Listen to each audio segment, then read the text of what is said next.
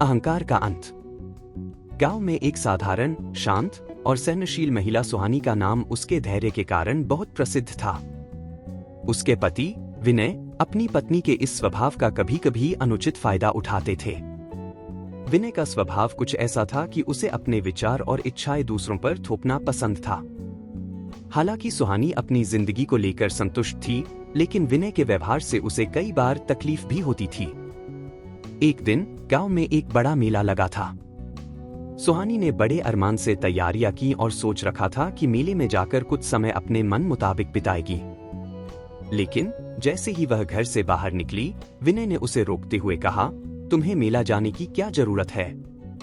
घर पर रहो और मेरी माँ का ख्याल रखो। सुहानी को विनय का यह कठोर रवैया बहुत बुरा लगा। आखिरकार उसके मन में दबी आवाज ने जोर पकड़ा और उसने पहली बार विनय के सामने अपनी बात रखने का निश्चय किया। सुहानी ने विनय से कहा, तुम हमेशा अपनी ही सोच को सबसे ऊपर मानते हो। मैं भी इंसान हूं और मुझे भी अपनी खुशियों का हक है।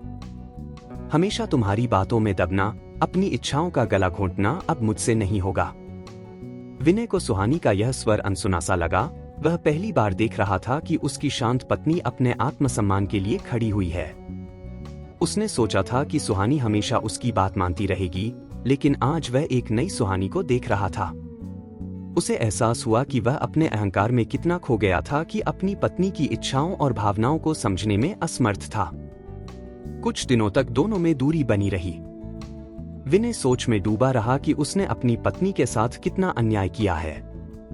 एक दिन वह खुद ही सुहानी के पास गया और बोला, मुझे माफ कर दो सुहानी। मैं यह नहीं समझ पाया कि मेरा अहंकार तुम्हारी तकलीफों की वजह बन गया था।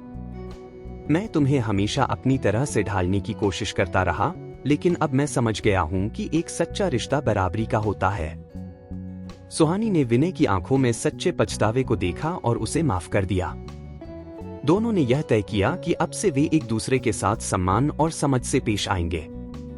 कहानी का संदेश। इस कहानी का यह संदेश है कि रिश्तों में बराबरी का महत्व होता है और हमें एक दूसरे के आत्मसम्मान का आदर करना चाहिए। अहंकार और जबरदस्ती की दीवारें प्रेम और समझ के रास्ते में रुकावट बनती हैं।